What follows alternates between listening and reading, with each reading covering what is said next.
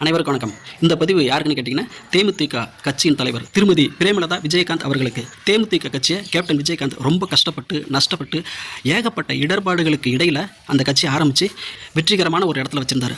ஆனால் இப்போ தேமுதிக கட்சி எந்த நிலையில் இருக்குது பார்த்தீங்களா?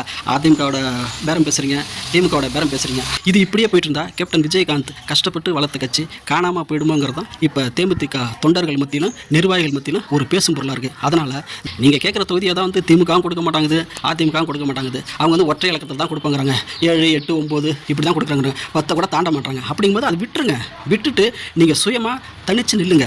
கடலூரில் மிக பிரம்மாண்டமான ஒரு மாநாட்டை இப்போ ஒரு மாதம் முன்னாடி நடத்துனீங்க. ஏகப்பட்ட பெண்கள் கூட்டம், ஏகப்பட்ட ஆண்கள் கூட்டம், இளைஞர்கள் கூட்டம், நிறைய பேர் வந்தாங்க. ஆனால் அதிமுகவும் திமுகவும் உங்களை கண்டுக்கலங்கும் போது நீங்கள் அவங்கக்கிட்ட திரும்ப போகிறது தேமுதிக கட்சியோட மரியாதையையும் உங்களோட மரியாதையையும் நீங்களே இழக்கிற மாதிரி இருக்குது. அதனால் கேப்டன் விஜயகாந்த் ஆரம்பித்த தேமுதிகங்கிற கட்சியை தயவு செய்து அதில் பாதாளத்துக்கு கொண்டுட்டு போகாமல் விரைந்து சீக்கிரம் ஒரு முடிவெடுக்கணும். ஏன்னா 2 மாதம் தான் தேர்தல் இருக்குது. அதுக்குள்ளே நல்ல முடிவை சீக்கிரம் எடுத்தால் தேமுதிக கட்சி தொண்டர்களுக்கும் நிர்வாகிகளுக்கும் மற்ற 2ஆம் கட்ட தலைவர்களுக்கும் ஒரு ஊக்கமாகவும் ஆக்கமாகவும் புது ரத்தம் பாய்ச்சினதாகவும் இருக்கும். நீங்கள் எடுக்க போகிற முடிவு சீக்கிரமாக இருக்கணுங்கிறது தான் பொதுமக்களுடைய தேமுதிக தொண்டர்களுடைய எல்லாருடைய ஆசையும் எண்ணமும்.